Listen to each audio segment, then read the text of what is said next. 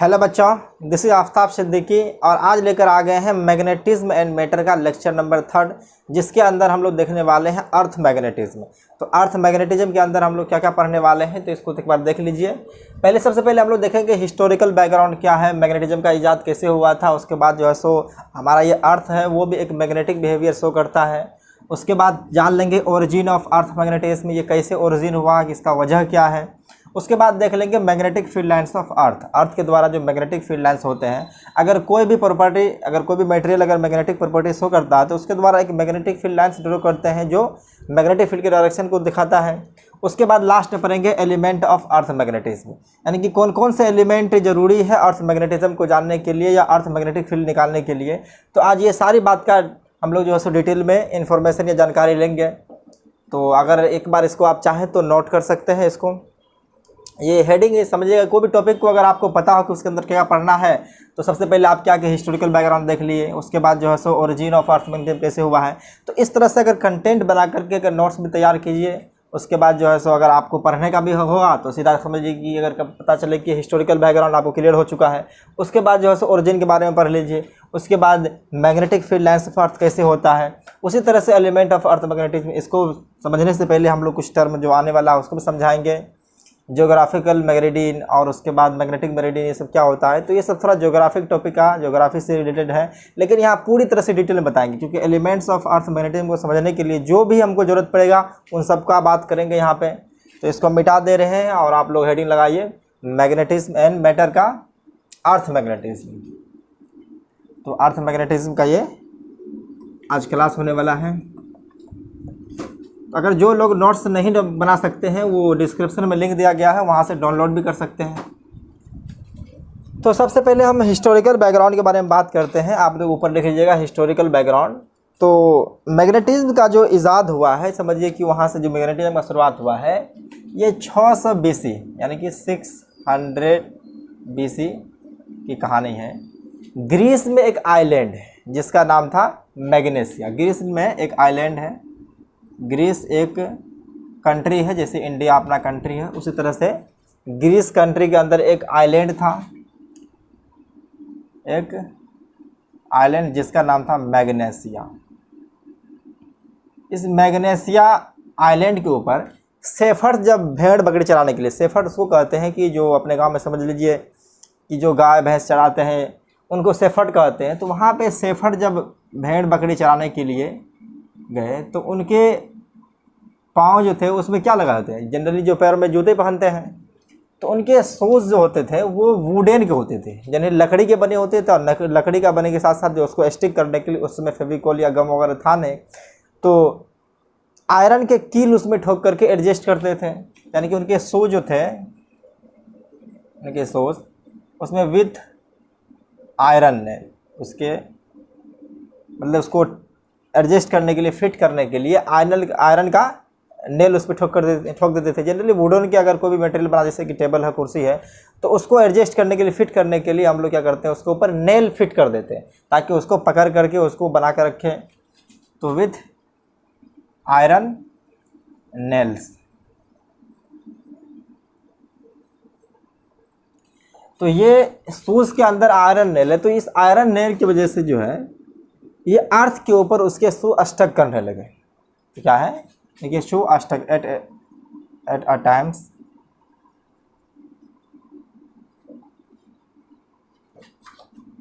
Stuck to earth surface. तो उनके पाँव जो है वो सरफेस से स्टक करने लगे।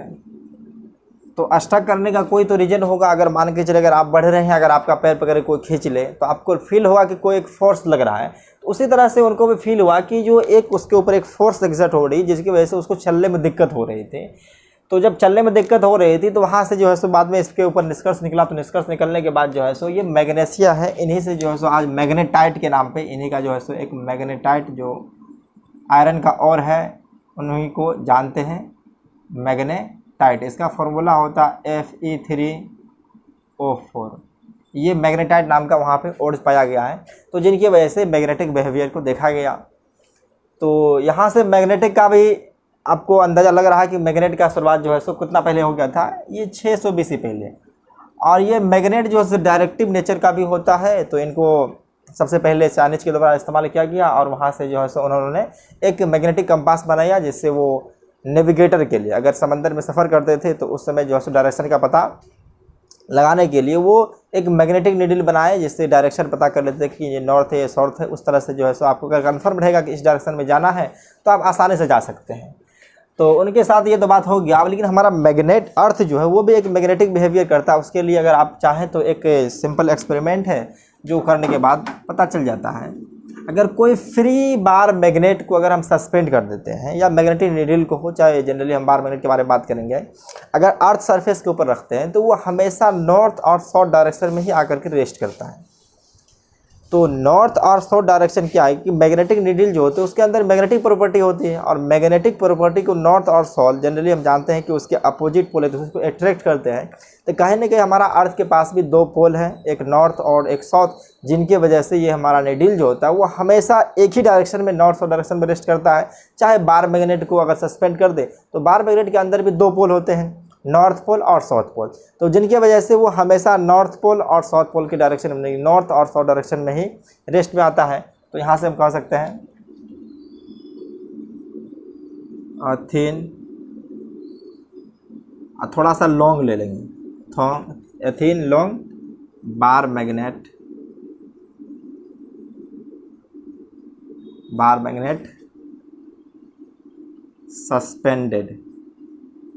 सस्पेंड करने के लिए हम लोग कोई थ्रेड या धागा का इस्तेमाल कर सकते हैं।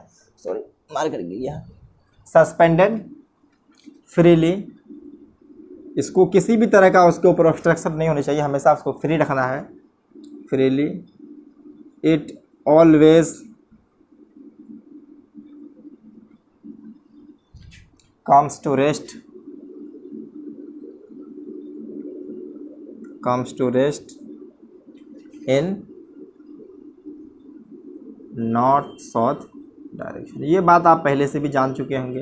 अगर कोई भी फ्री बार मैग्नेट को अगर हम सस्पेंड करते हैं तो वो नॉर्थ साउथ डायरेक्शन में आता है। तो इन दोनों एविडेंस से पता चल रहा है कि जो अर्थ है उनके पास खुद का कोई ना कोई मैग्नेटिक फील्ड है। तो ये मैग्नेटिक फील्ड जो अर्थ का होता है वो हर जगह एक जैसा नहीं होता, वो बदलते ही रहता है। अगर मान चलिए अभी हम लोग यहाँ इंडिया में हैं तो कुछ मैग्नेटिक फील्ड है, अगर अमेरिका जाएंगे तो वहाँ पे कुछ मैग्नेटिक फील्ड होता है। तो वो जगह टू जगह जो है सो ये वेरी करते रहता है, लेकिन वेरी भी करता बहुत ही स्मॉल होता है। तो यहाँ से लिख सकते हैं magnetic field of earth, magnetic field of earth vary from place to place. ये जगह से जगह बदलते रहता है, प्लेस टू प्लेस। ये जनरली लार्ज डिस्टेंस के बारे में बात करेंगे।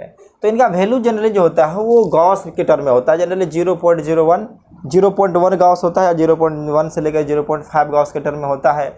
और ये गॉस भी एक मैग्नेटिक फील्ड का यूनिट होता है। इसको अभी कन्वर्जन दिखा देते हैं। टेस्ला जो जनरली पढ़ चुके हैं, मैग्नेटिक फील्ड का यूनिट टेस्ला पढ़े, तो टेस्ला और गॉस में रिलेशन है, उसको भी बता देते हैं। It's value approximately, generally exact नहीं है, इस बस अप्रोक्सीमेटली कर सकते हैं, अंदाज़ा लगा सकते हैं। अप्रोक्सीमेटली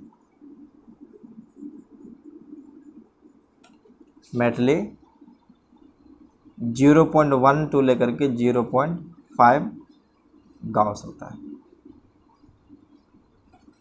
ये डैश देने का मतलब क्या है कि इसका रेंज, ये रेंज है 0.1 गॉस से लेकर के 0.5 गॉस तक होता है। तो यहाँ से एक रिलेशन है कि गॉस में और टेस्ला में जनरली जो होता है वो 1 गॉस इक्वल टू 10⁻⁻4 टेस्ला कह सकते हैं। चलिए इसको पूरा ही लिख देते हैं। 1 gauss equal to 10⁻⁻4 tesla. Tesla आप ऐसा यूनिट जान चुके मैग्नेटिक फील्ड का होता है। गॉस भी मैग्नेटिक फील्ड का ही यूनिट होता है, लेकिन ये बहुत ही स्मॉलर होता है। जनरली देख रहे हैं कि ये 1 गॉस 10⁻⁻1 टेस्ला, यानी कि 10,000 गॉस अगर लेंगे तो हम उसको एक टेस्ला यूनिट करेंगे। तो एक टेस्ला यूनिट, जिस तरह से कूलम यूनिट बहुत ही बड़ा लार्ज यूनिट था, उसी तरह से ये टेस्ला भी एक लार्ज यूनिट होता है। तो इतनी बातें हमको इसके बारे में पता चल चुका है। तो अब जो है सो हम समझिए कि हिस्टोरिकल बैकग्राउंड के इतना ही बात था कि जिस तरह से ईजाद कैसे हुआ, ये 600 BC पहले ही हो चुका था। तो ये साइंटिस्ट जो किए थे उसको थेल्स नाम था जनरली, ऐसा ही कुछ। तो उन्होंने ये सब बात बताई कि बहुत ज़्यादा इसके ऊपर स्टडी हुआ, तब जा कर के आज जो है सो हमारा मैग्नेट एक अर्थ जो है सो हमारा एक मैग्नेट की तरह बिहेव करता है। अगर किसी भी तरह हमको कहीं भी जाना होता है, जनरली समंदर के अंदर जो है सो शिप वगैरह चलते हैं, तो वहाँ पे नेविगेटर इस्तेमाल करते हैं वो मैग्नेटिक नीडल का। देखे होंगे एक बॉक्स में रखा रहता है, उसके अंदर 2 पोल रहते हैं, 2 नीडल होते हैं, 2 सुई, एक पे नॉर्थ एक पे साउथ लिखा होता है। तो वो वेरिएट करते करते एक जगह पे आकर के रेस्ट हो जाता है। तो जनरली हम उसको बात देख लेंगे कि मैग्नेटिक नॉर्थ पोल और मैग्नेटिक साउथ पोल जो होते हैं वो ज्योग्राफी से थोड़ा सा ही डिफरेंट होता है। तो इनको आप एक बार नोट कर लीजिए। तो सेकेंड पार्ट हम लोग देखने वाले हैं ओरिजिन ऑफ अर्थ मैग्नेटिज्म। तो इनका ओरिजिन जो इनका बताया जाता है कि पहले ये एक इसके अंदर कोई एक लॉन्ग बार मैग्नेट है जिनकी वजह से ये मैग्नेटिक फील्ड शो करता है। तो फिर बाद में ये फेल भी हो गया था, तो इसको भी समझ लेते हैं। ओरिजिन ऑफ अर्थ मैग्नेटिज्म, इनका 2 एजम्पशन देखने वाले हैं। एक फर्स्ट एजम्पशन जो कहा गया कि अर्थ के अंदर जो है सो कोई एक लॉन्ग बार मैग्नेट है, और वो लॉन्ग बार मैग्नेट की वजह से यहाँ पे अर्थ मैग्नेटिक फील्ड शो करता है, या मैग्नेटिक फील्ड उसका जो वजह से ही होती है उनके पास। तो यहाँ पे एक जो है सो पहले एजम्पशन था कि इसको मान लेते हैं assumption first. Assumption first, there is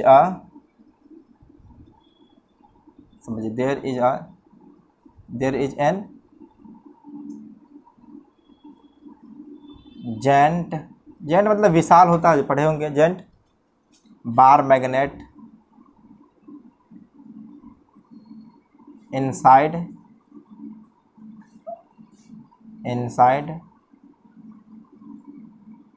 earth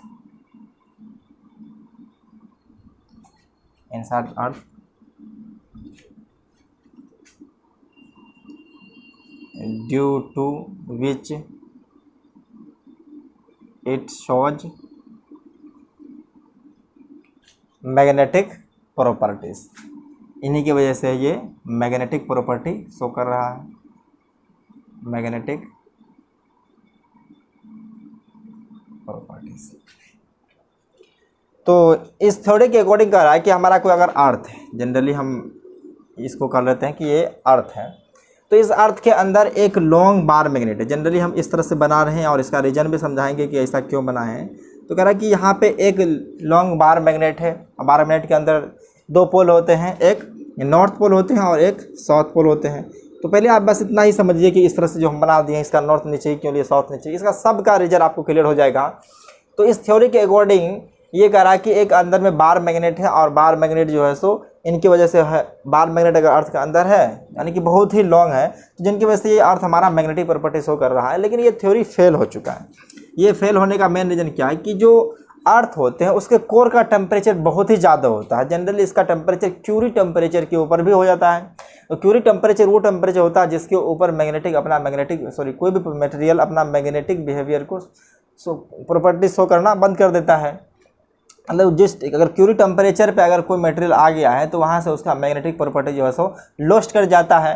तो ये कोर का टेम्परेचर जो होता है वो क्यूरी टेम्परेचर के भी ऊपर होता है। लास्ट क्लास से जो नेक्स्ट क्लास आने वाला है वहाँ पे क्यूरी लो आएगा, जिसमें आपको पूरी डिटेल में इसके बारे में बताएंगे। तो बस ये समझ लीजिए कि कोर का टेम्परेचर जो होता है वो क्यूरी टेम्परेचर से भी बहुत ज़्यादा होता है, जिनकी वजह से कोई भी मटेरियल वहाँ पे एग्जिस्ट कर ही नहीं सकता है। जो ये बार मैग्नेट का थ्योरी है वो इस तरह से एग्जिस्ट नहीं हो रहा है, ये फेल कर चुका है।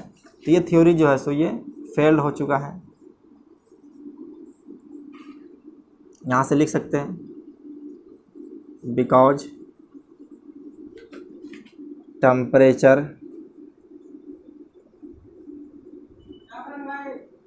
इनसाइड अर्थ इज वेरी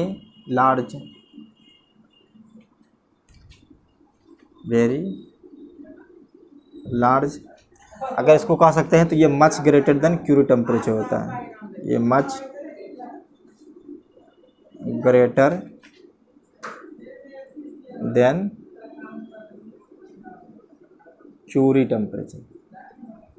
ये क्यूरी टेम्परेचर पढ़ने वाले नेक्स्ट क्लास में क्यूरी लो दिया गया है, उनके अकॉर्डिंग कहना कि अगर जिस टेम्परेचर पे इस टेम्परेचर पर कोई मटेरियल आ जाता है तो उसके बाद उसका मैग्नेटिक बिहेवियर जो है सो वो ख़त्म हो जाती है, सीज हो जाती है। Curie temperature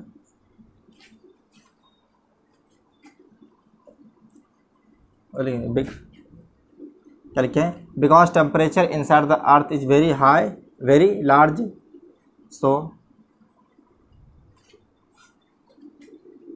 magnetic property of any material, magnetic properties of any material lost। मतलब इस टेम्परेचर के बाद कोई भी मैग्नेटिक प्रॉपर्टी जो है सो उस मटेरियल के अंदर नहीं बचती है, वो लॉस्ट हो जाती है। तो इनके अकॉर्डिंग ये थ्योरी फेल कर चुका है। और सेकेंड एजम्पशन जो आया है, सेकेंड एजम्पशन जो आया है कि हमारे अर्थ जो है उसके अंदर बहुत सारे जो मोल्टन फ्लूइड लाइक मटेरियल है, जैसे कि जनरली ये पाया जाता है कि मोस्टली आयरन और निकेल होते हैं। तो कोर का टेम्परेचर बहुत ही ज़्यादा होने की वजह से उसके अंदर जो मोल्टन फ्लूइड है, क्योंकि कोई भी मटेरियल तो उस समय सॉलिड के फॉर्मेट हो ही नहीं सकता। अगर ज़्यादा टेम्परेचर कर देंगे, अगर मान के चलिए कि उससे आयरन को अगर 700-800 केल्विन टेम्परेचर कर दे देते हैं तो वो टेम्परेचर उस हाई टेम्परेचर के ऊपर जो हमारा सॉलिड है वो लिक्विड में कन्वर्ट हो जाता है। तो ऐसा ही माना जाता है कि कोर जो ये अर्थ का कोर है उसके अंदर बहुत ही हाई टेम्परेचर, ज़्यादा हाई टेम्परेचर के होने की वजह से वहाँ पे कोई भी सॉलिड के फॉर्मेट में मटेरियल हो ही नहीं सकता है। जनरल आयरन हो, निकेल हो, किसी भी तरह का मटेरियल हो, वो लिक्विड के फॉर्म में आ जाता है। तो सेकेंड एजम्पशन यहाँ पे जो माना जा रहा है, अगर इसको एजम्पशन सेकेंड मान लें, second assumption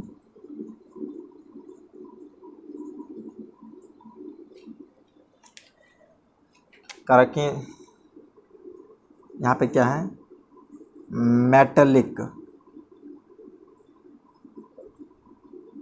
metallic molten fluid, जो यहाँ ज़्यादा हाई टेम्परेचर हो जाएगा तो वहाँ पे जो है सो वो मेल्ट कर जाता है। तो मोल्टेन फ्लूइड, चलिए दूसरा इस कलर से लिख देते हैं,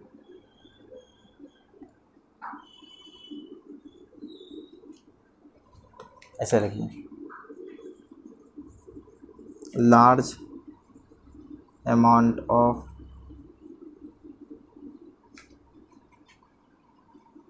metallic molten fluid present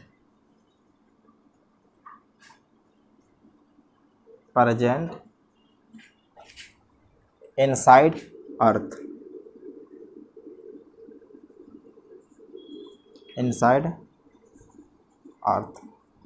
generally ये आयरन और निकेल के फॉर्मेट में होते हैं। जनरली ये जो है सो ज़्यादा दिखाया जाता है कि आयरन और निकेल, तो ये आयरन और निकेल के होते हैं। अब अर्थ रोटेट कर रहा है, तो अर्थ रोटेट करने की वजह से क्या करेगा, इसके अंदर जो आयरन और निकेल के मोल्टन फ्लूइड्स है, ये मोल्टन फ्लूइड्स है, ये भी रोटेट करेगा। तो ये लिख सकते हैं यहाँ पे, इट रोटेट विथ अर्थ, ये अर्थ के साथ भी रोटेट करेगा। अब बहुत ही ज़्यादा हाई टेम्परेचर है, तो ये मेटल के फॉर्मेट में अगर जो मेटेलिक मोल्टेन फ्लूइड है, ये मोल्टेन फ्लूइड आयनाइज्ड हो जाएंगे। अगर किसी भी मटेरियल को अगर आयनाइजेशन एनर्जी अगर दे देते उतना, अगर कभी भी अगर मान चलिए आपके पास कोई मटेरियल है, उसके ऊपर आयनाइजेशन एनर्जी आप देने के लिए अगर सक्षम है, अगर आयनाइजेशन एनर्जी के ऊपर आयनाइजेशन एनर्जी के बराबर अगर उस मटेरियल के अंदर आप एनर्जी सप्लाई कर देते हैं, तो उनके अंदर जो फ्री इलेक्ट्रॉन होते हैं, मान करके चलिए इसी के अंदर हम देख लेते हैं कि ये तो अगर लिखना चाहेंगे तो इसको आप लिख लीजिए, एक बार इसको लिख लीजिए। इसी में हम समझा देते हैं कि अब मान करके चलिए इसके अंदर बहुत सारे मोल्टन फ्लूइड्स इस तरह से भरे हुए हैं, यहाँ पे जनरली हम बता देते हैं इस तरह से। तो इसके अंदर जो कोई मेटल होगा, मटेरियल होगा, मान लीजिए इसके अंदर हम इस तरह का मटेरियल को शो कर देते हैं, तो इसको आयनाइजेशन अगर एनर्जी मिल जाएगी तो इससे इलेक्ट्रॉन निकल करके बाहर आ जाएगा। जैसे ही आयनाइजेशन एनर्जी मिलेगा, इलेक्ट्रॉन सारा बाहर आ जाएगा। तो ये आप आयन के फॉर्मेट्स में आ जाएगा। तो जितने भी मोल्टेन फ्लूइड्स था वो अब सब आयन हो चुका है। क्या ये सब आयन हो चुका है? आयन होने की वजह से ये चार्ज पार्टिकल है। अगर जानते हैं कि अगर चार्ज पार्टिकल कोई मूव करता है तो करंट इससे जनरेट होता है। अगर मान के चलिए ये इसका एक्सिस ऑफ रोटेशन मान लें और इसके थोड़ा ये रोटेट करेगा, अब ये ऐसे रोटेट करेगा, रोटेट करने के साथ साथ ये चार्ज पार्टिकल भी रोटेट करेगा, और ये चार्ज पार्टिकल रोटेट करेगा तो इसका मतलब इसके मोशन की वजह से करंट प्रोड्यूस होगा। अब करंट प्रोड्यूस हो जाएगा तो आपको पता है कि ये एक करंट कैरिंग कॉइल की तरह बिहेव करेगा। अगर ये इस तरह से मूव कर रहा है सर्कुलर पाथ पे, या सर्कुलर पाथ पे अगर मूव कर रहा है कोई चार्ज पार्टिकल, तो एक करंट कैरिंग कॉइल हम कंसिडर कर सकते हैं। और करंट कैरिंग कॉइल जो होता है एक मैग्नेटिक डायपोल की तरह शो करता है, जो लास्ट क्लास में हम लोग सीख चुके हैं। मतलब पहले नंबर चैप्टर जो है सो जहाँ पे magnet moving charge and magnetism पढ़े हैं, उसके अंदर हम बता चुके हैं कि अगर कोई करंट कैरिंग कॉइल है तो वो एक मैग्नेटिक डायपोल की तरह बिहेव करता है। उसके अंदर भी एक नॉर्थ पोल एक साउथ पोल होता है, और ये मैग्नेटिक करंट कैरिंग लूप जो होता है वो एक मैग्नेटिक डायपोल की तरह बिहेव करता है। तो लिख सकते हैं at high temperature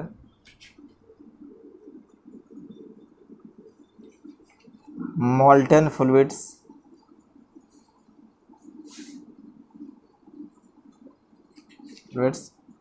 get ionized and this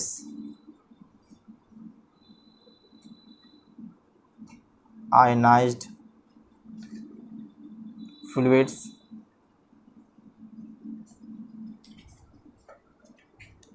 rotate with earth,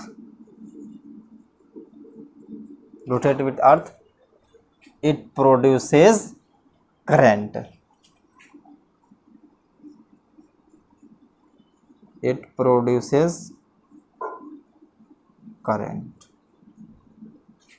अब ये रीजन अब तक जो है सो एक्सेप्ट है, क्योंकि इनके आगे जो है सो कोई भी ऐसा रीजन नहीं आया है कि जिसकी वजह से ये बता सकता है कि अर्थ का मैग्नेटिक मटेरियल जो अर्थ जो है सो मैग्नेटिक प्रॉपर्टी शो कर रहा है।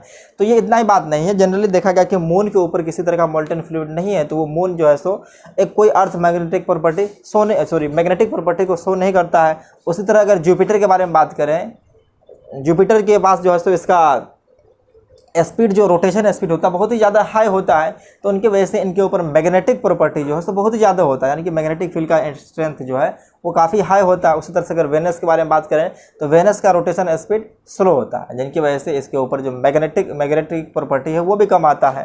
तो इनका जो है सो अब तक इसका रीजन क्या है कि ये इतना ही बात नहीं खत्म हुआ है। अगर मून के ऊपर देख लें, अगर हम बात करें मून के ऊपर, moon has no metallic fluid,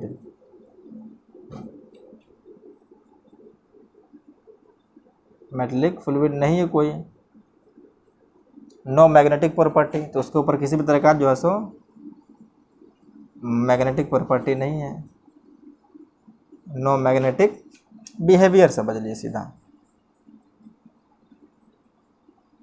अर्थ का बिहेवियर एक मैग्नेट की तरह है। अगर यहाँ पे हम कोई बार मैग्नेट को चाहे मैग्नेटिक नीडल को लेकर के आते हैं तो वो नॉर्थ साउथ डायरेक्शन में ही हमेशा पॉइंट करता है, लेकिन हम जब जाकर के मून के ऊपर ले जाएंगे तो मून में रैंडम डायरेक्शन में आएगा, किसी भी डायरेक्शन में आकर के वो रेस्ट में आ सकता है। अगर हम बात करें वेनस की, तो वेनस का रोटेशन स्पीड जो होता है वो स्लो होता है, वेनस हैज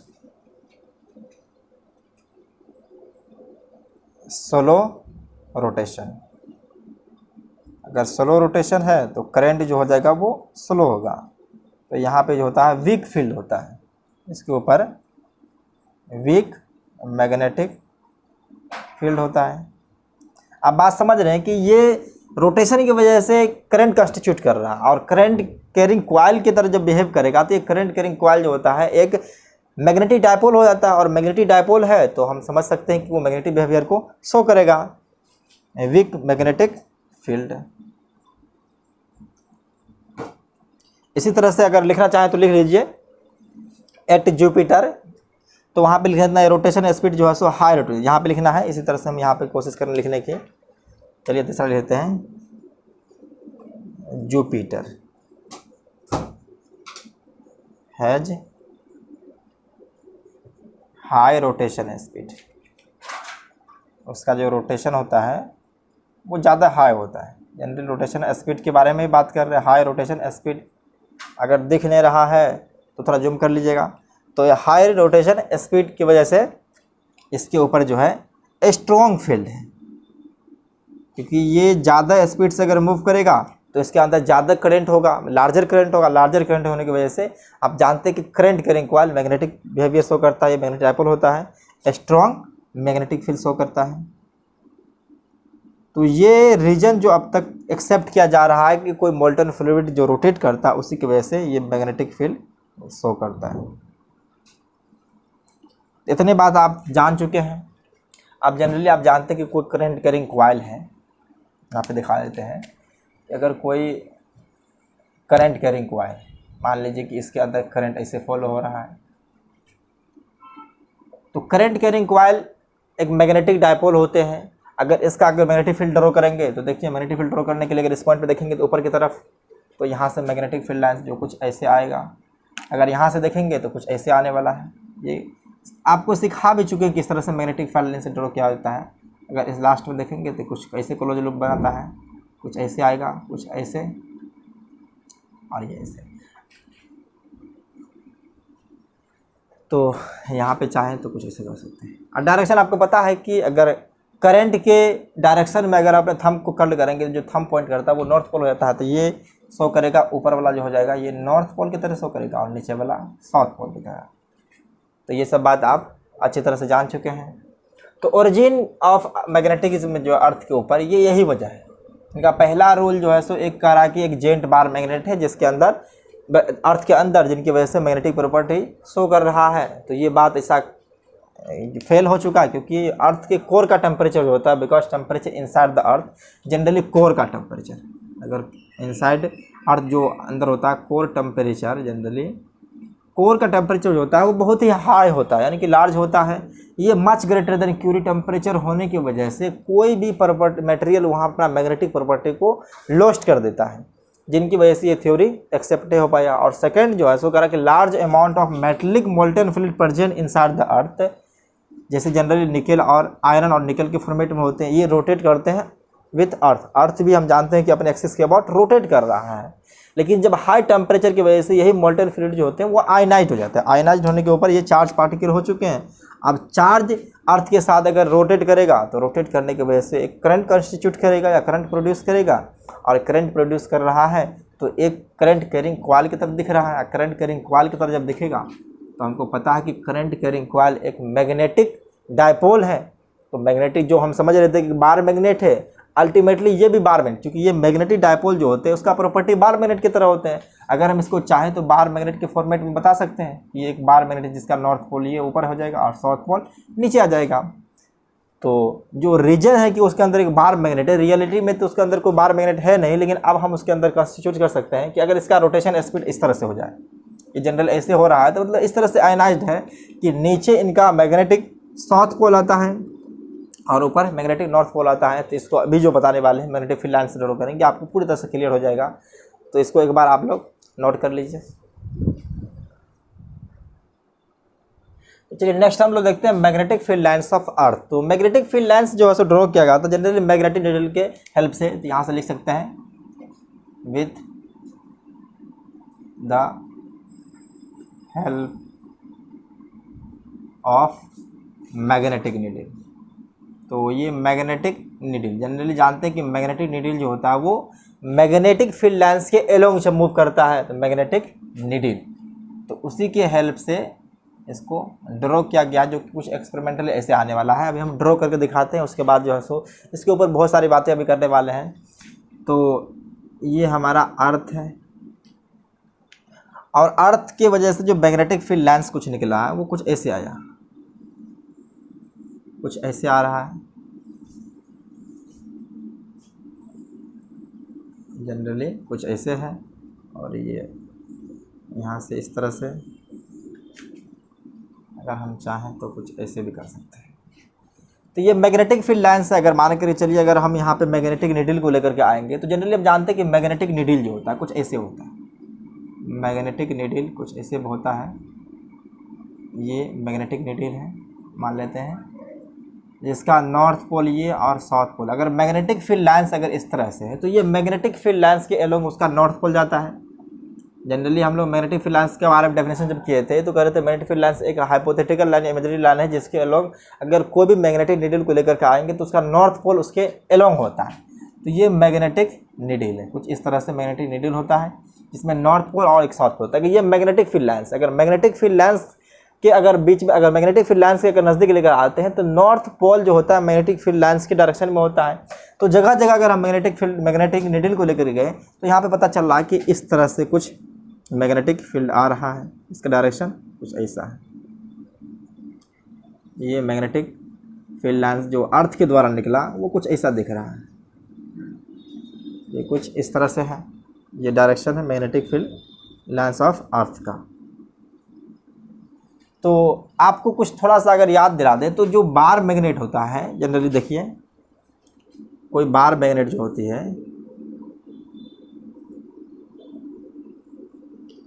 जिसका साउथ पोल ऊपर रख दें और नॉर्थ पोल नीचे रख दें, तो कुछ ऐसे ही मैग्नेटिक फील्ड लाइन्स ड्रॉ किए थे। ये नॉर्थ पोल से निकलती है, साउथ पोल की तरफ जाता है, ये थोड़ा उल्टा बन गया है, ये कभी मैग्नेटिक फील्ड लाइन्स दूसरे को इंटरसेक्ट नहीं कर रहा है। तो हमारा अर्थ के द्वारा जो मैग्नेटिक फील्ड लाइन्स निकली है वो भी दिख रहा है कि एक कोई बार मैग्नेट है। तो हम यहाँ से लिख सकते हैं पहला point, magnetic field lines of earth, magnetic field lines of earth resembles that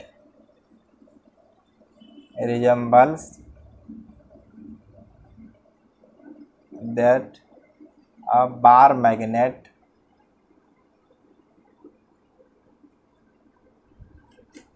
ये बार मैग्नेट जो होते हैं वो मैग्नेटिक डायपोल होते हैं। ये बार मैग्नेट क्या होते हैं? Magnetic dipole, magnetic dipole.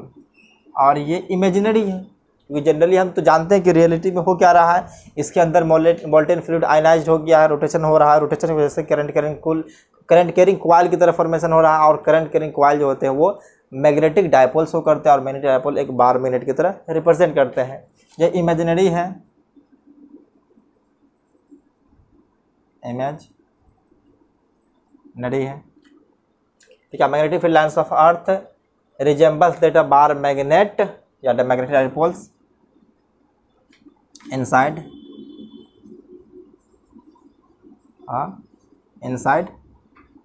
अर्थ, या चलिए इसको लिख देते हैं इनसाइड अर्थ। तो पहला पॉइंट तो आप जान गए कि इसका मैग्नेटिक फील्ड लाइन्स जो आया है वो एक इस तरह से आया कि कोई उसके अंदर एक बार मैग्नेट छुपा हुआ है, जिनकी वजह से मैग्नेटिक फील्ड लाइन जिस तरह से निकलता है उसी तरह से अर्थ के द्वारा मैग्नेटिक फील्ड लाइन्स निकला है। ये magnetic field lines of earth है, MFLS ऑफ अर्थ। MFLS मतलब मैग्नेटिक फील्ड लाइन्स अर्थ का है। अब जब मैग्नेटिक नीडल को इसके नज़दीक लेके गया तो दो पॉइंट है, एक मान के चलिए ये पॉइंट है, अगर ये मैग्नेटिक नीडल है तो यहाँ पे एक नॉर्थ पोल और एक साउथ पोल। फिर यहाँ पे जब नीडल लेकर के आया तो इस नीडल के ऊपर जनरली मान लीजिए मैग्नेटिक नीडल को इस तरह बनाया गया है, तो यहाँ पे साउथ पोल और नॉर्थ पोल, तो दो जगह वर्टिकल है। जनरली हम इस तरह से थोड़ा टिल्टेड इसलिए बना रहे हैं क्योंकि बताने वाले कि ज्योग्राफिकल एक्सिस और मैग्नेटिक एक्सिस जो होते हैं वो दोनों एक दूसरे के कोलिनियर नहीं होते, मतलब एक ही लाइन पे नहीं होते हैं, वो थोड़ा सा टिल्टेड होते हैं। जनरली वो टिल्टेड होते हैं लगभग 11.3 डिग्री है। तभी उस बात को भी बताएंगे कि थोड़ा सा हम टेढ़ा क्यों बना रहे हैं, इसका भी एक रीजन है, यहाँ पे लिख सकते हैं। दूसरा पॉइंट, व्हेन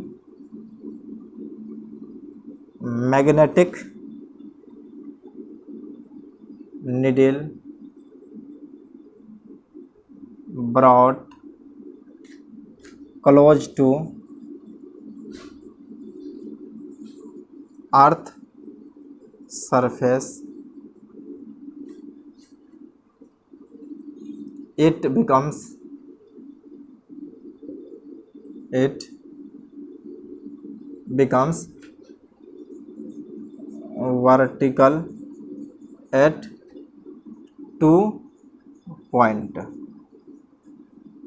ये अर्थ के मान कर चलिए कि हम एक मैग्नेटिक नीडल को लिए, ये थोड़ा हाइपोथेटिकल बात है लेकिन फिर भी जब करिए कि वो हर जगह मैग्नेटिक नीडल को लेकर के हम अर्थ सरफेस के ऊपर घूमे, तो घूमने के बाद जो है हमको 2 पॉइंट ऐसा मिला जहाँ पे हमको मैग्नेटिक नीडल जो वर्टिकली टू अर्थ निकला। जैसे कि अगर ये हमारा अर्थ सरफेस है, अगर मैग्नेटिक नीडल जो हॉरिजॉन्टल, ये जो है सो हॉरिजॉन्टल एक्सिस के अबाउट मूव करेगा, जो वर्टिकल प्लेन में मूव कर रहा है, तो अगर अर्थ सरफेस के अगर नज़दीक लेकर जाते हैं तो 2 पॉइंट ऐसा मिला अर्थ सरफेस नज़दीक, जो ये मैग्नेटिक नीडल मान के चलिए इसका नॉर्थ पोल ये है, तो ये इस तरह से आ गया। और एक पॉइंट ऐसा मिला जहाँ पे साउथ पोल नीचे गया और दूसरा पॉइंट, पहला पॉइंट क्या है, नॉर्थ पोल नीचे गया है। तो यहाँ से हम लिख सकते हैं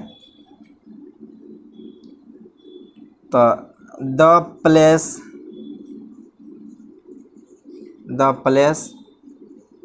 where north pole of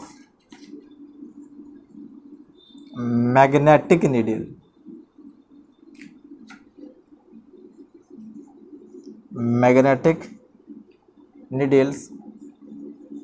points vertically downward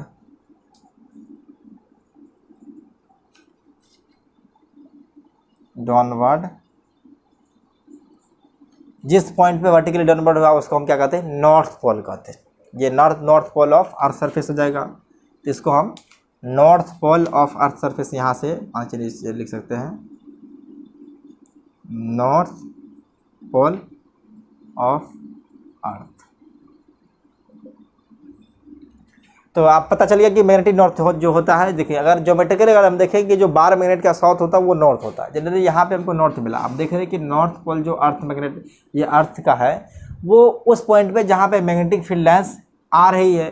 तो मैग्नेटिक फील्ड जब लाइन आती है तो यहाँ पे अगर आपको एक हाइपोथेटिकल बार मैग्नेट दिखा दें, हम एक हाइपोथेटिकल बार मैग्नेट दिखा दें, तो ये हाइपोथेटिकल बार मैग्नेट जिसका नॉर्थ पोल नीचे है और साउथ पोल ऊपर है, तो जिनकी वजह से ये मैग्नेटिक फील्ड लाइन से निकल रही है, लेकिन अर्थ का जो मैग्नेटिक नॉर्थ पोल है वो साउथ पोल जो इस बार का ये एक इमेजिनरी डायपोल है जिसके अंदर हमें जिम कर ली। ये ऐसा किस लिए हुआ कि इसके अंदर जो मोल्टन फ्लूइड है वो रोटेट कर रहा है, रोटेट करने की वजह से इस तरह से दिख रहा है कि इसके अंदर एक कोई बार मैग्नेट है जिनकी वजह से ये मैग्नेटिक फील्ड लाइन से निकल रही है। आज जब मैग्नेटिक नीडल को अर्थ सरफेस के ऊपर चक्कर लगाए तो 2 पॉइंट मिला, एक पॉइंट ऐसा जगह पे मिला जहाँ पे मैग्नेटिक ये नीडल का नॉर्थ पोल अर्थ के टुवर्ड्स ये डाउनवर्ड हो रहा है, तो उसको हम नॉर्थ सीकिंग पोल, इसको कहते हैं नॉर्थ पोल या नॉर्थ सीकिंग पोल। इनको एनसीईआरटी में लिखा गया है, इनको नॉर्थ पोल और नॉर्थ सीकिंग पोल कहता है। उसी तरह से जब एक ऐसा जगह पे आ गया, जनरली ये अंटार्कटिका है और ये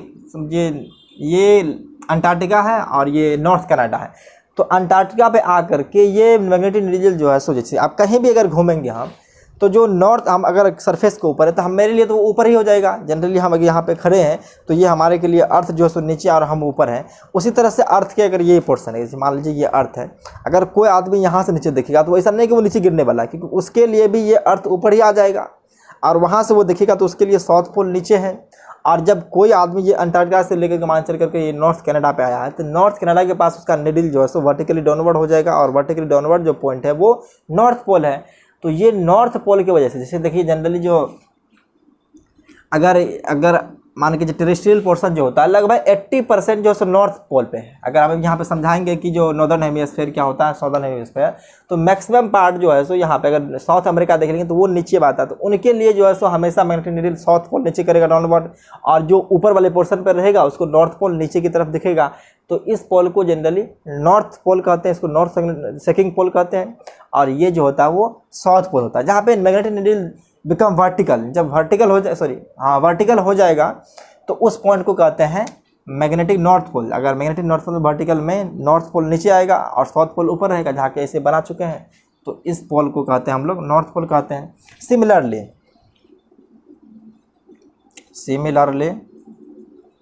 the place where south pole of magnetic needles points vertically downward is known as south pole या साउथ सीकिंग पोल कह सकते हैं को, साउथ पोल ऑफ अर्थ। ये इस तरह से फाइंड किया गया है, क्योंकि जो ज्योग्राफिकल एक्सिस होता है कुछ ऐसे होता है, ज्योग्राफिकल एक्सिस जो होता है वो कुछ इस तरह से होता है, और मैग्नेटिक एक्सिस जो है सो इस मैग्नेट से कुछ ऐसे पास करेगा, सॉरी मैग्नेटिक एक्सिस जो है सो कुछ इस तरह से आएगा, ये नॉर्थ पोल से होता हुआ जाएगा। ये मार मैंने थोड़ा टेढ़ा कर दी है। तो ये ज्योग्राफिकल एक्सिस होता है और ये मैग्नेटिक एक्सिस होता है। तो अभी इस फिगर को हम मिटा करके फिर से ड्रॉ करेंगे। तो एक बार इसको आप एक पॉज करके लिख लीजिए, इतना बात लिख लिए। तो देखिए यहाँ पे एक बात जानने की बात है कि अगर मान के चलिए अगर कोई इसको नॉर्थ पोल माने, इसको अगर हम साउथ पोल माने, तो मैग्नेटिक फील्ड लाइंस जो निकल रही है वो साउथ से लेकर के नॉर्थ की तरफ जा रही है। तो ये बार मैग्नेट का जस्ट रिवर्स लग रहा है कि जो अर्थ के द्वारा मैग्नेटिक फील्ड लाइंस होती है वो उल्टा होता है, क्योंकि हम तो जानते हैं कि इसके अंदर एक कोई बार मैग्नेट है। ये जो इमेजिनरी बनाए हैं ये एक बार मैग्नेट है जिसका नॉर्थ पोल नीचे है, साउथ पोल ऊपर है, जिसकी वजह से ऐसा हो रहा है। लेकिन इसको तो हम देख नहीं सकते, ये एक इमेजिनरी है। क्या ये एक इमेजिनरी है? क्योंकि हम अभी जान चुके हैं कि ओरिजिन जो हुआ है उसी तरह से वहाँ से निकला कि ये इमेजिनरी कैसे हुआ है, क्योंकि इसके अंदर मोल्टेन फ्लूइड्स है जो अर्थ के साथ रोटेट कर रहा है। रोटेशन की वजह से एक मैग्नेटिक लूप बनता है, और मैग्नेटिक लूप जो है सो मैग्नेटिक बार मैग्नेट की तरह बिहेव करेगा। और ये बार मैग्नेट इमेजिनरी हम कंसिडर कर लिए, जिसका नॉर्थ पोल नीचे है, जिसकी वजह से ये मैग्नेटिक फील्ड लाइन से निकल रहा है। तो अर्थ पे उस पॉइंट को नॉर्थ पोल, साउथ पोल माना गया या नॉर्थ पोल माना गया, जहाँ पे मैग्नेटिक नीडल वर्टिकली उसके डाउनवर्ड आ चुका है। अगर हम इसको, बहुत से टीचर्स बता देते हैं कि इसको ज्योमेट्रिकल अर्थ का नॉर्थ पोल कहते हैं और इसको साउथ पोल कहते हैं। तो इस तरह से नहीं करना है, क्योंकि जनरली जो यहाँ पे होता है इसको ज्योग्राफिकल नॉर्थ पोल आता है।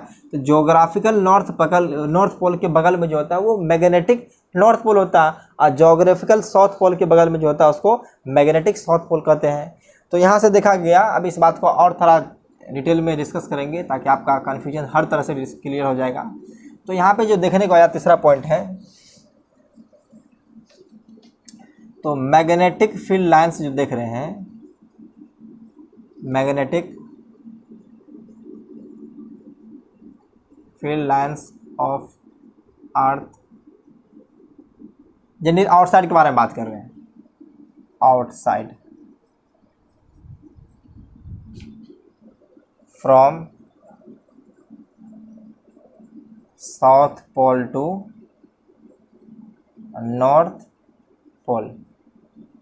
क्या reverse of magnetic bar magnet होता है, ये रिवर्स है, रिवर्स ऑफ बार मैग्नेट। ये बार मैग्नेट जिस तरह से मैग्नेटिक फील्ड शो करता है उसका ये रिवर्स है। और रिवर्स इसलिए है कि जनरली हम जानते हैं कि उसके अंदर मोल्टेन फ्लूइड जो रोटेट कर रहा है उनकी वजह से एक इमेजिनरी बार मैग्नेट बनता है जिसका नॉर्थ पोल नीचे और साउथ पोल ऊपर है। तो इस तरह से इसकी वजह से ऐसा हो रहा है। तो अब हम इस फिगर को थोड़ा मिटा करके अच्छी तरह से समझा देते हैं कि किस तरह से ये सब बात है। तो इनको भी तो आप लिख ही लिए होंगे, तो इनको मिटा देते हैं हम।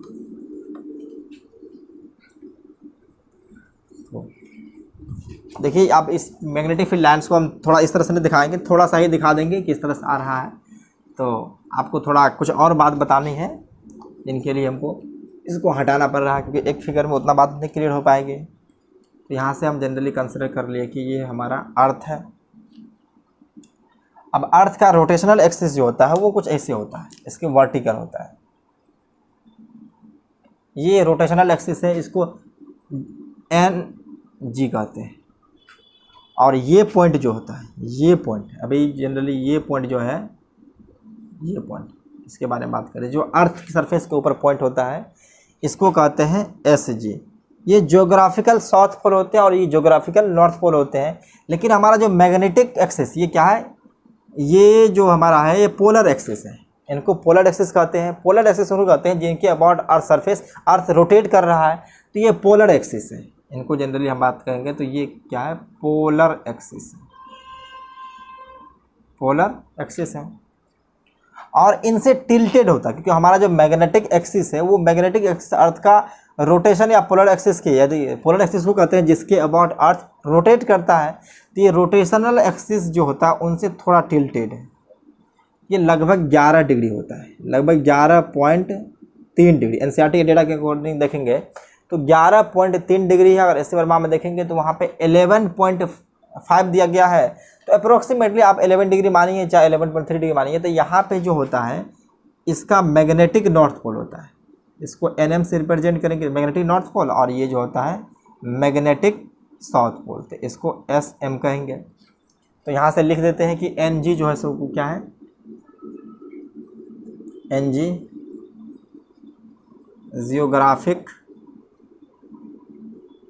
जियोग्राफिकल नॉर्थ पोल है,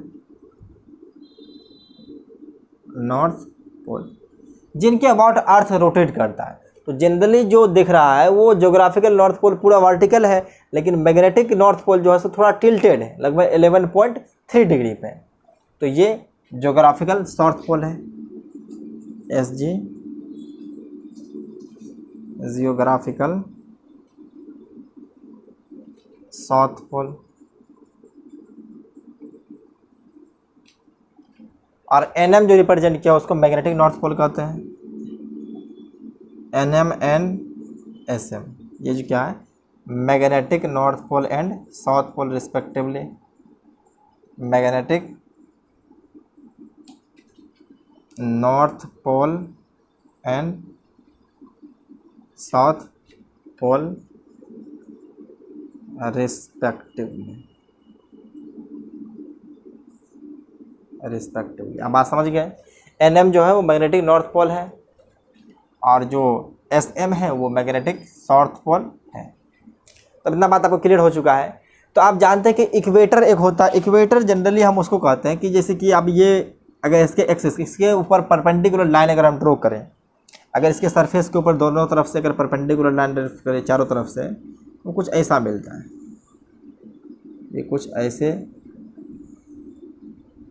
एक सर्किल के फॉर्मेट में। अगर हम जैसे कि मान लीजिए कि ये नॉर्थ ज्योग्राफिकल नॉर्थ पोल और ये ज्योग्राफिकल साउथ पोल है, तो ये हमारा कोई स्फेयर है। जनरली जो हम अर्थ को मानते हैं वो एक स्फेरिकल शेप का है। तो स्फेयर के ऊपर ये पोलर एक्सिस या पोलर एक्सिस के अबाउट अगर बीच में अगर हम कोई चारों तरफ से अगर एक लाइन ड्रॉ करेंगे तो एक सर्किल का फॉर्मेशन निकलेगा। इसको कहते हैं इक्वेटर। ये क्या है? इक्वेटर है, इक्वेटर। और ये इक्वेटर ज्योग्राफिकल इक्वेटर होता है, इसको जियोग्राफिकल या ज्योग्राफिक इक्वेटर। उसी तरह से अगर इसके ऊपर एक परपेंडिकुलर मान के जो सर्कुलर से बनाएंगे तो ये क्या है? सर्कल के फॉर्मेट में ये ऊपर वाला पार्ट जो होता है ये इस इक्वेटर के, ये इक्वेटर को अगर मान लें कि अगर हमारा कोई स्फीयर है जो इस तरह से दो पार्ट में इसको हम कट कर दिए, तो ये नॉर्दर्न हेमीस्फीयर कहलाता है और ये साउदर्न हेमीस्फीयर है। मतलब इक्वेटर का जो ऊपर वाला पार्ट है उसको नॉर्दर्न हेमीस्फीयर, जो इक्वेटर के नीचे वाला पार्ट है उसको साउदर्न हेमीस्फीयर कहते हैं। तो इस पोर्शन में अगर हम मैग्नेटिक नीडल को लेकर के आएंगे तो हमेशा वो मैग्नेटिक जो है सो डाउनवर्ड की तरफ पॉइंट करेगा, क्योंकि हम जानते हैं कि मैग्नेटिक नीडल, मैग्नेटिक एक्सिस जो है सो नीचे, क्योंकि इसके अंदर है साउथ पोल। अगर साउथ पोल है तो जो मैग्नेट का नीडल है वो नीचे आना चाहेगा, तो इसकी वजह से ये इस पार्ट पे अगर हम लेकर के आते हैं मैग्नेटिक पोल जो होता है वो डाउनवर्ड आता है, कुछ ना कुछ जो है सो उसका डाउनवर्ड आएगा। और जैसे कि मान कर चलिए मैग्नेटिक पोल नॉर्थ पोल का कुछ ऐसे आ रहा है, तो ये नॉर्थ पोल आएगा और ये साउथ पोल आएगा। अगर हम सरफेस के ऊपर में लेकर के आते हैं, जो कि जो नीडल होता है हमारा मैग्नेटिक नीडल वो हॉरिजॉन्टल में मूव करते रहता है, तो हॉरिजॉन्टल में मूव कर रहा है तो इनकी वजह से एक कंपोनेंट तो इसका हॉरिजॉन्टल में होगा, जिनकी वजह से वो हमेशा नॉर्थ डायरेक्शन में ही आकर के रेस्ट करेगा। उसी तरह से अगर हम देखेंगे, अगर जो नीचे वाला पोर्शन पे है तो उसके लिए जो है सो हमेशा डाउनवर्ड साउथ पोल होगा। जनरली अगर जो नॉर्थ अमेरिका के लोग हैं अगर वो देखेगा तो मैग्नेटिक नीडल को लेकर जाएगा तो उसका साउथ पोल की तरफ डाउनवर्ड हो जाएगा, तो और यहाँ से वो साउथ पोल की तरफ दिखेगा। तो जिस तरह से हम लोग मैग्नेटिक नीडल को नॉर्थ पोल लेकर जाते हैं, तो वो लोग जो नॉर्थ अमेरिका के लोग हैं क्योंकि वो साउदर्न हेमीस्फीयर में रहते हैं, जो नीचे वाले पोर्शन में है उसके लिए ये नीचे ऊपर कुछ अर्थ में होता है कि जो जहाँ पे उसके लिए वो वही ऊपर रहेगा। अगर कोई आदमी अगर इस जगह पे है तो उसके लिए ये पोर्शन ऊपर रहेगा और ये पोर्शन उसके लिए नीचे रहेगा, क्योंकि अगर आप यहाँ से अगर मूव करना चाहेंगे तो ऐसे ऐसे अगर अर्थ सरफेस के ऊपर मूव करके फिर इसी पॉइंट पे जाएंगे, फिर मूव करके अगर आइए तो इसी पॉइंट पे आ जाइएगा। इस बात को आप लोग बचपन में पढ़ चुके हैं। अगर हम अर्थ सरफेस के ऊपर स्ट्रेट लाइन में अगर चलेंगे तो घूम करके फिर उसी पॉइंट पर आ जाइएगा, अगर पूरी अर्थ का चक्कर लगा सकते हैं तो ये ज्योग्राफिकल इक्वेटर है। उसी तरह से जो है मैग्नेटिक इक्वेटर कुछ ऐसे होता है, इसको हम डॉट लाइन से दिखा देते हैं। और ये ज्योग्राफिकल इक्वेटर से 11.3 डिग्री ही बनाएगा, जिस तरह से ये इनसे बनाया है, क्योंकि जनरली जो पोलर एक्सिस है, पोलर एक्सिस और मैग्नेटिक एक्सिस के बीच में 11.3 है। तो ये जो ज्योग्राफिकल इक्वेटर के बगल में हम बना रहे हैं मैग्नेटिक इक्वेटर, ये मान लीजिए है मैग्नेटिक इक्वेटर, इसको कहेंगे मैग्नेटिक इक्वेटर। और हम जान चुके हैं कि यहाँ से मैग्नेटिक फील्ड लाइन्स निकलती है, तो मैग्नेटिक फील्ड लाइन्स कुछ ऐसे होगा, कुछ ऐसे होगा, कुछ इस तरह से होगा, और यहाँ पे अगर देखेंगे तो कुछ ऐसे आ रहा होगा, ये मैग्नेटिक फील्ड लाइन्स कुछ ऐसे आ रहा है। अब ये मैग्नेटिक फील्ड लाइन्स घूम करके फिर नॉर्थ पोल के पास चले जाएगा, और ये भी घूम करके फिर साउथ पोल के पास चले जाएगा। तो इतना बात आप जान लें कि ये थोड़ा ज्योग्राफी से रिलेटेड था कि ये जो हमारा अर्थ है वो रोटेट करता है, रोटेट करने के लिए पोलर एक्सिस होता है, और पोलर एक्सिस जो होते हैं वो नॉर्थ पोल और साउथ पोल को मिलाने वाली एक सेंट्रल लाइन है। उसी तरह से हमारा एक मैग्नेटिक एक्सिस है। मैग्नेटिक एक्सिस क्या है? जो मैग्नेटिक पोल को मैग्नेटिक नॉर्थ पोल और मैग्नेटिक साउथ पोल को मिलाने वाली जो एक एक्सिस है उसको कहते हैं, ये पोलर एक्सिस है तो इसको मैग्नेटिक एक्सिस कहते हैं, इसको मैग्नेटिक एक्सिस कहते हैं। इतना बात आई थिंक आप लोगों को क्लियर हो चुका है, तो इनको एक बार आप लोग पॉज करके लिख लीजिए।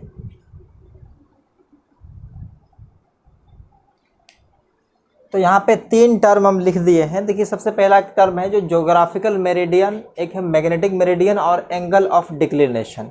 तो इन तीनों बात को आपको हम समझाने की कोशिश कर रहे हैं। देखिए पहले डेफिनेशन लिख दी यहाँ पे, अगर सामने भी लिखते तो टाइम बर्बाद ही होता, इसलिए हम पहले लिख दिए हैं। तो कह रहा ज्योग्राफिकल मेरिडियन क्या होता है? कह रहा at any point on earth surface, यानी कि हम लोगों को कोई एक अर्थ सरफेस के ऊपर पॉइंट ड्रॉ करना है। जनरली अगर हम मान लेते हैं कि ये हमारा कोई अर्थ है, यहाँ से एक पोलर एक्सिस होता है, जनरली इसको हम लोग पोलर एक्सिस कहते हैं, ये पूरा वर्टिकल होता है, ये पोलर एक्सिस है। कह रहा कि at any point on earth surface, generally हम पॉइंट कंसिडर कर लेते हैं कि अर्थ सरफेस के ऊपर ये है, जनरली हम इस सरफेस के ऊपर यहाँ पे पॉइंट एक्स ले लेते हैं। कह रहा at any point on earth surface plane passing through the polar axis and that point, जो पोलर एक्सिस से पास करे और उस पॉइंट से पास करे। तो प्लेन बनाने के लिए हमको 3 पॉइंट की रिक्वायरमेंट होती है। अगर 3 पॉइंट अगर किसी तरह से अगर हम मिल जाए तो तीनों पॉइंट को मिला करके हम प्लेन ड्रॉ कर सकते हैं। तो जनरली हम यहाँ से अगर देखेंगे तो हमको यहाँ से एक पॉइंट मिल रहा है और एक पॉइंट यहाँ से मिल रहा है।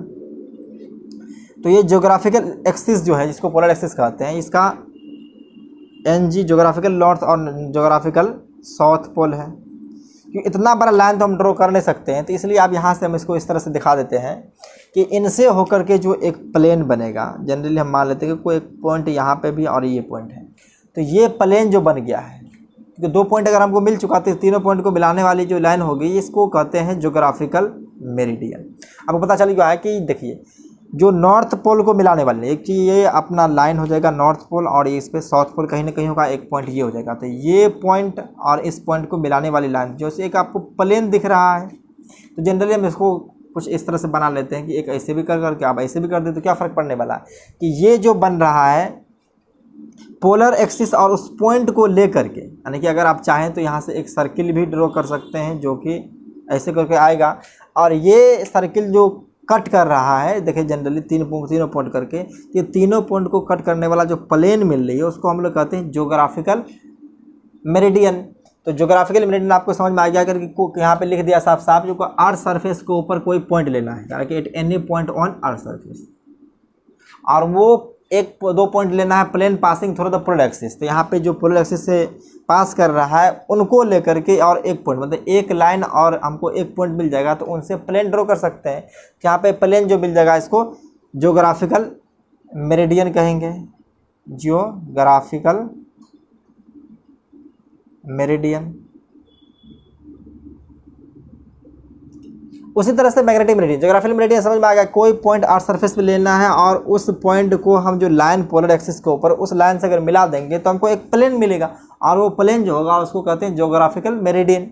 उसी तरह से मैग्नेटिक मेरिडियन है। तो मैग्नेटिक मेरिडियन के लिए क्या है कि हमको चाहिए एक पॉइंट अर्थ सरफेस के ऊपर, जनरली हम उसी अर्थ सरफेस के ऊपर उसी पॉइंट को कंसिडर कर लेंगे एक्स को, और एक प्लेन पासिंग थ्रू करेगा मैग्नेटिक एक्सिस। इस बार मैग्नेटिक एक्सिस जो कुछ होता है इस तरह से होता है, इससे कुछ टिल्टेड होता है, अब ये पॉइंट, अब देखिए ये पॉइंट और मान कर चलिए ये मैग्नेटिक नॉर्थ साउथ को मिलाने वाली लाइन जो उस लाइन को और उस पॉइंट को मिला करके जो अगर हम एक प्लेन ड्रॉ करेंगे तो उनसे मिलकर के हमको जो एक प्लेन मिलेगा वो उसको कहते हैं मैग्नेटिक मेरिडियन। आप पता चल गया, मैग्नेटिक मेरिडियन और ज्योग्राफिकल मेरिडियन एक प्लेन है, मतलब ये भी एक प्लेन है और ये भी एक प्लेन है। तो इन दोनों प्लेन को बनाने का तरीका क्या कि देखिए ज्योग्राफिकल नॉर्थ साउथ को मिलाने वाले जो एक पोलर एक्सिस, उस पोलर एक्सिस को मिला करके एक पॉइंट को मिला करके एक प्लेन ड्रॉ करेंगे। उसी तरह से हमको मैग्नेटिक मेरिडियन के लिए चाहिए, अगर कोई एक पॉइंट लेना है और नॉर्थ और साउथ पोल जो मैग्नेटिक एक्सिस का है उनके अबाउट जो लाइन जा रही है उस लाइन को लेकर के एक प्लेन बनाएंगे। तो दोनों प्लेन जो बनेगा उन दोनों के बीच का जो एंगल होने वाला है, अगर मान के चलिए ये तो हमारा मिल गया कि देखिए ये जो बीच में मिला है ये पॉइंट और ये NM मैग्नेटिक नॉर्थ और ये मैग्नेटिक साउथ है, इसको SM कह रहे हैं। तो ये दोनों लाइन को मिलाने वाले और इस पॉइंट से मिल करके जो एक प्लेन बना है उसको कहते हैं मैग्नेटिक मेरिडियन, मैग्नेटिक मेरिडियन। अब एंगल ऑफ डेक्लेशन जो कह रही है जनरली हम कंसिडर के लिए इस पॉइंट को कुछ ऐसे किए, एक पॉइंट X है और यहाँ से जनरली हम जो देख रहे हैं थोड़ा टिल्टेड होता है कि ये जो होता है मान कर चलिए जो नॉर्थ पोल लगाया, मान कर चलिए इसको लिया है, थोड़ा टिल्टेड होता है। इसको थोड़ा सा हम नीचे करके दिखाए थे, कुछ ऐसे करके आया है और ये थोड़ा सा इस लाइन को नीचे गिरा कर देते हैं। ये मैग्नेटिक नॉर्थ पोल है और ये मैग्नेटिक साउथ पोल है। तो इन दोनों को मिला करके जो प्लेन बना है उसको हम लोग कहते हैं मैग्नेटिक मेरिडियन, मैग्नेटिक मेरिडियन। एक सरफेस के ऊपर कोई पॉइंट लिए और नॉर्थ पोल और साउथ पोल्स को मिलाने वाली एक लाइन को हम अगर मिला देते हैं तो हमको एक क्या मिलेगा, प्लेन मिलेगा और उस प्लेन को कहते हैं मैग्नेटिक मेरिडियन। उसी तरह से हमारा एक नॉर्थ पोल यहाँ पे है, इसको पीछे दिखा रहे हैं, ये सामने वाली लाइन है इसको पीछे दिखा रहे हैं और उसी तरह से यहाँ पे जो मिल रहा है हमको कुछ ऐसे मिल रहा है। आपको देख एक प्लेन सामने है और एक प्लेन पीछे है, तो ये जो है NG है और ये SG है, ये SG है। तो ये अंदर वाला प्लेन जो है आपको दिख रहा है कि वो अंदर वाला प्लेन, इसको कहेंगे हम ज्योग्राफिकल मेरिडियन, फिकल मेरिडियन।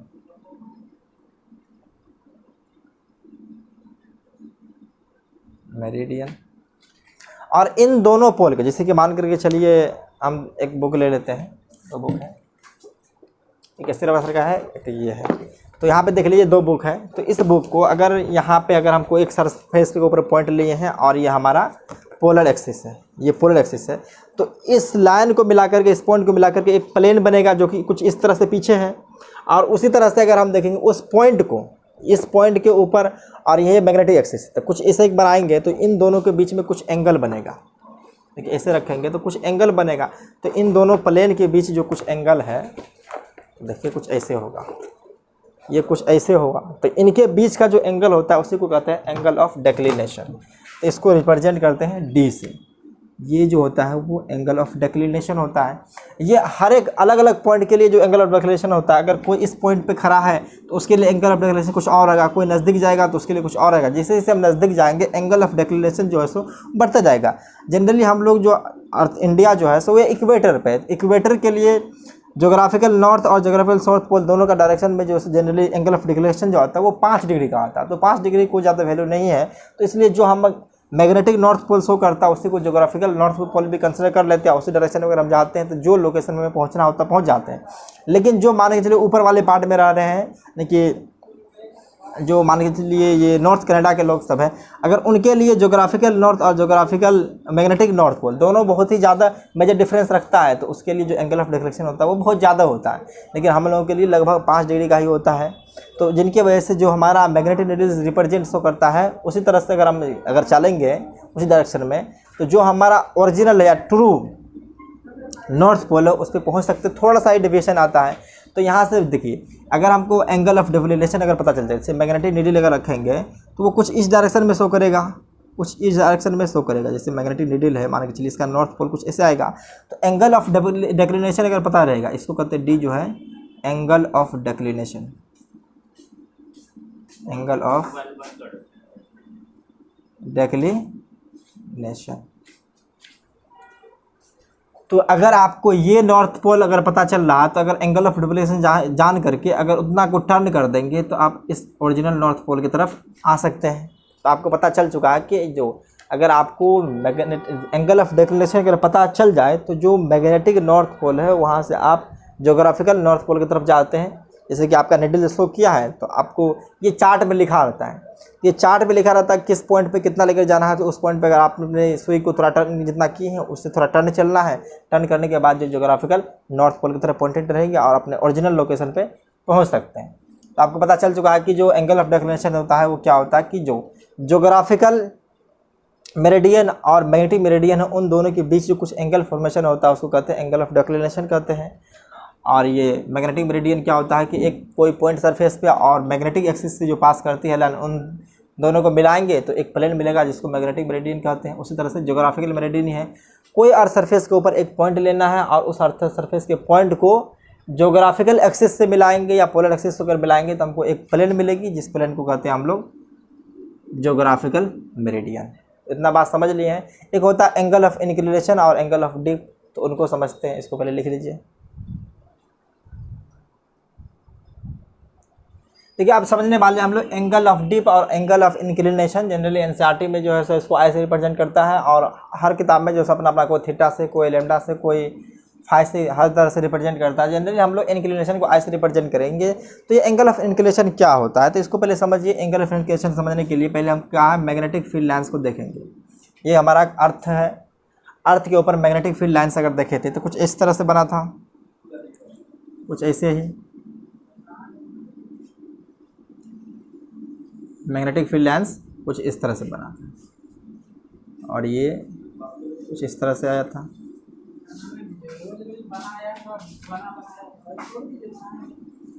ये कुछ ऐसे मिल रहा है। यहाँ पे नॉर्थ पोल है और ये साउथ पोल होता है, ये अर्थ का होता है। तो जनरली अगर हम किसी जनरल पॉइंट पे अगर हम किसी मैग्नेटिक नीडल को लेकर के आएंगे, तो ये मैग्नेटिक फील्ड लाइन्स का डायरेक्शन इस तरह से है, कुछ इस तरह से है। तो यहाँ पे अगर देखेंगे एंगल ऑफ इंक्लिनेशन या एंगल ऑफ डिप देखेंगे, तो देखिए एंगल ऑफ कि हम लोग मैग्नेटिक नीडल लेते हैं, इसको डीप नीडल करेंगे, ए मैग्नेटिक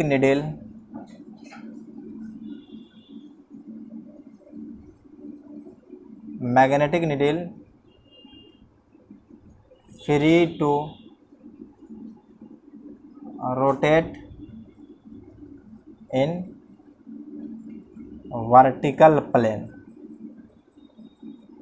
ऐसे नीडल को डीप नीडल कहा जाता है, जो वर्टिकल प्लेन में मूव कर सके या रोटेट कर सके, उसको डीप नीडल कहते हैं। जब नीडल आप देखे होंगे तो हॉरिजॉन्टल प्लेन में मूव करता है, एक वर्टिकल प्लेन लेना है, एक वर्टिकल नीडल लेना है जो कि वर्टिकल प्लेन में मूव करता है। अगर वो इस तरह से अगर मूव करेगा, तो जो जनरली ये नॉर्थ और साउथ डायरेक्शन का ये एक्सिस ऑफ नॉर्थ साउथ है, इसको कहते हैं मैग्नेटिक एक्सिस है। ये क्या है, मैग्नेटिक एक्सिस है। अगर यहाँ से लेकर के मैग्नेटिक नीडल को लेकर के आएंगे, तो यहाँ पे जो अगर आएंगे तो कुछ ऐसे दिखेगा, इसका साउथ पोल नीचे और नॉर्थ पोल ऊपर दिखेगा। उसी तरह से अगर यहाँ पे लेकर के आएंगे तो कुछ ऐसे रहेगा, क्योंकि मैग्नेटिक नीडल ऑलवेज अलाइन होता है मैग्नेटिक फील्ड डायरेक्शन के, मैग्नेटिक फील्ड लाइन्स के अकॉर्डिंग। यहाँ पे लिख सकते हैं magnetic needle always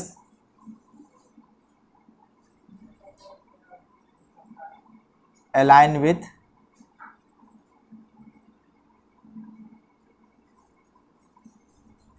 magnetic field lines.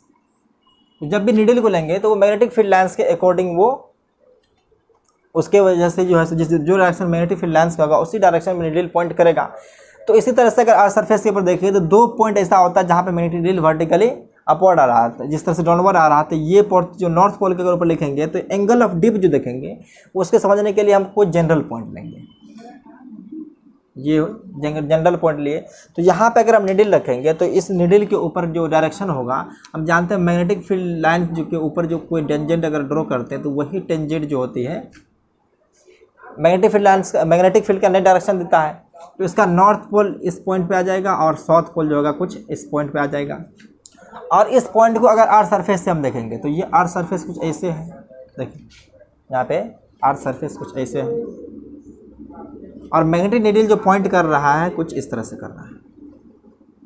Magnetic needle कुछ इस तरह से पॉइंट कर रहा है। तो ये हमारा अर्थ सरफेस है, ये अर्थ सरफेस है, अर्थ सरफेस है। और इसी का वर्टिकल कंपोनेंट देखेंगे तो इस तरह से आ जाएगा। तो मैग्नेटिक नीडल जो पॉइंट कर रही है कुछ ऐसे, इसको बना देते हैं। तो मैग्नेटिक नीडल का नॉर्थ डायरेक्शन इस तरफ और साउथ डायरेक्शन इस तरफ हो रहा है, और ये हॉरिजॉन्टल कंपोनेंट हो जाएगा क्योंकि ये सरफेस के एक अलॉन्ग हो जाएगा, एक सरफेस के परपेंडिकुलर।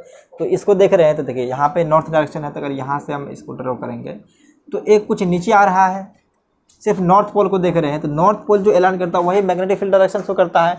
तो इस डायरेक्शन में जो हो जाएगा वो नेट मैग्नेटिक फील्ड हो जाएगा, BE, इसको कहेंगे net magnetic field. Net magnetic field of earth.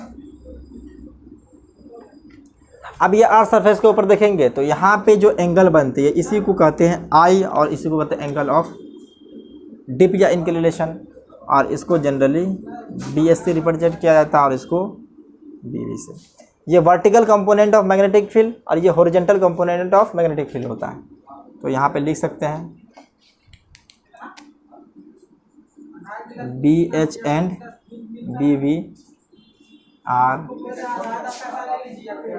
Horizontal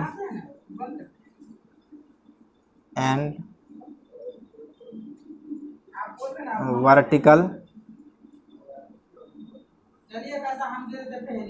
component of magnetic field. ये BH और BW के बारे में समझ चुके हैं। अब BE जो है सो नेट मैग्नेटिक फील्ड है, तो लिख चुके हैं। तो ये एंगल ऑफ डिप जो होता है, angle made by the net magnetic field and horizontal component. तो यहाँ से लिख सकते हैं डीप एंगल जो हो जाएगा, sorry angle of integration, angle between net magnetic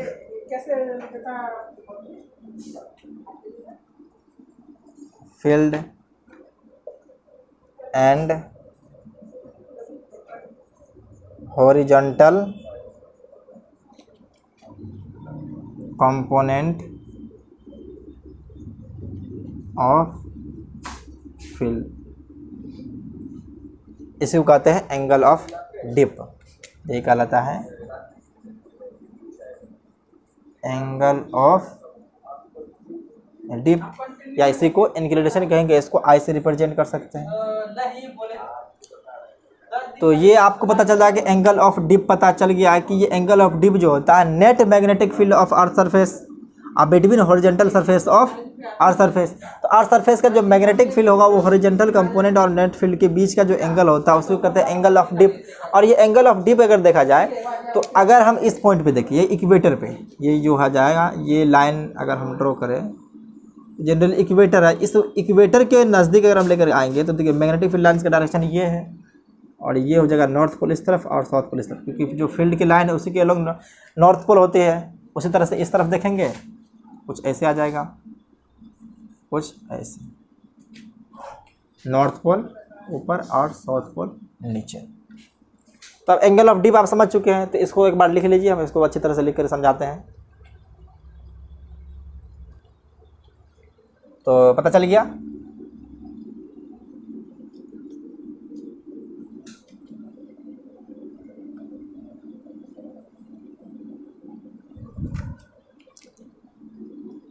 तो यहाँ से लिख सकते हैं angle of dip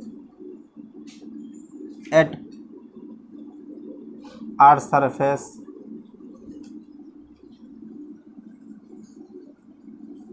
surface found to be zero at, ये क्या मैग्नेटिक इक्वेटर है, तो इसे कर सकते हैं कि magnetic equator, magnetic equator and maximum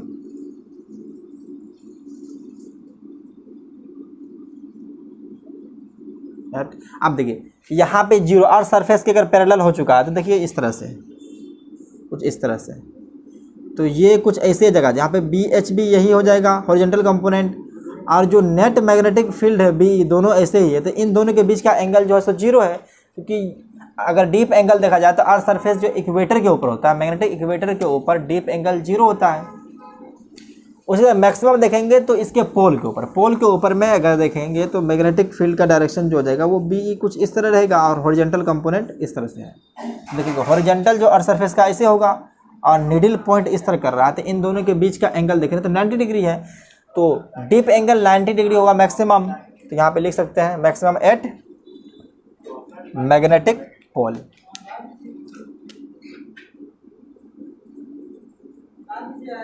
magnetic pole अब यहाँ से बना सकते हैं हम लोग, ये बी एच हॉरिजॉन्टल कंपोनेंट हो जाएगा और ये बी वी वर्टिकल कंपोनेंट, और नेट मैग्नेटिक फील्ड जो जनरल पॉइंट के लिए लेते हैं वो इस बीच में आता है, इसको बी कहते हैं, और ये एंगल जो होता है उसको एंगल ऑफ डिप कहते हैं।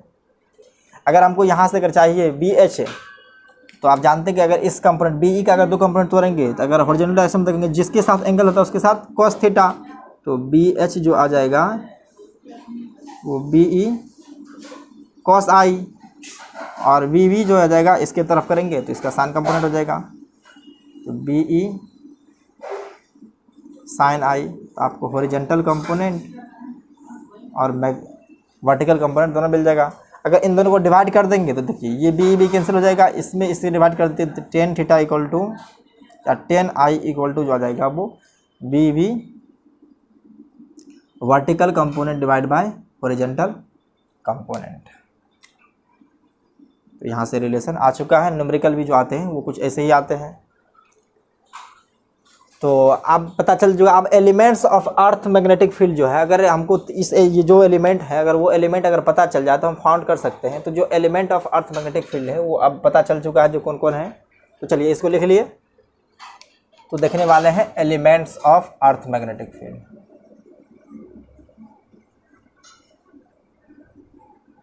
अर्थ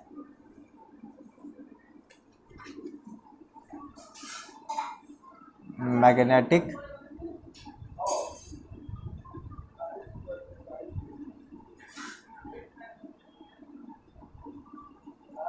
अर्थ मैग्नेटिक फील्ड है। तो इसके अंदर तीन एलिमेंट होते हैं। एक होता है horizontal component of earth magnetic field, horizontal component of earth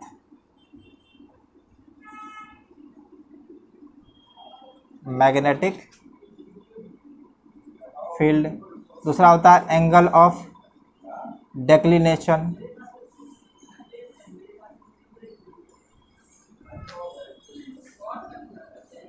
and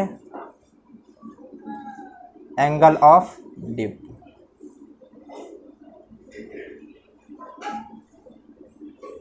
अगर हमको तीनों चीज पता रहेगा तो हम नेट मैग्नेटिक फील्ड डायरेक्शन निकाल सकते हैं। देखिए यहाँ पे जैसे बनाते थे, अगर हम यहाँ पे कोई पॉइंट ले लिए एक्स, तो कुछ इस तरह से होता है।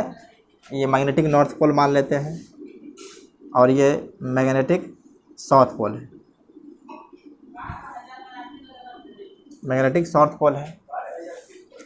इसी तरह से जो ज्योग्राफिकल नॉर्थ पोल है ये कुछ ऊपर हो जाएगा और कुछ ये ऐसे इसको पीछे बना दिए। तो एंगल ऑफ डिप जो आएगा वो कुछ, अगर कोई मैग्नेटिक नीडल है तो वो किस प्लेन में रहना चाहेगा, मैग्नेटिक मेरिडियन में। इसको क्या कहते हैं, मैग्नेटिक मेरिडियन है, मैग्नेटिक मेरिडियन है। अगर यहाँ पे अगर पॉइंट को पॉइंटेड करेंगे तो कुछ हमारा जो निडिल है कुछ इस तरह से पॉइंटेड करेगा, और ये जो पॉइंट है हमारा ये बी एच है। अगर बी एच पता रहे तो यहाँ से आपको अगर आई पता रहे, अगर आई पता हो जाए तो नेट मैग्नेटिक फील्ड डायरेक्शन जो है सो कुछ इस तरह से आ जाएगा। और आपको एंगल ऑफ डिक्लिनेशन ये पता है, एंगल ऑफ डिक्लिनेशन अगर पता है तो अगर हॉरिजॉन्टल कंपोनेंट अगर आप पता रहेगा तो आप इसका जो ट्रू नॉर्थ डायरेक्शन है वो एन जी की तरफ जा सकते हैं। अगर नेट मैग्नेटिक फील्ड निकालना है तो ये एंगल ऑफ डिक्लिनेशन के सहारे से बी भी निकाल सकते हैं, क्योंकि जनरली आप जान चुके हैं कि जो बी एच होता है वो बी ई कोस आई है। तो यहाँ पे आप समझ गए हैं, तो यहाँ पे लिख सकते हैं by using this element we can find true direction of north pole. यहाँ से आप ट्रू डायरेक्शन नॉर्थ पोल का भी निकाल सकते हैं, north pole and net magnetic field of earth, net magnetic field of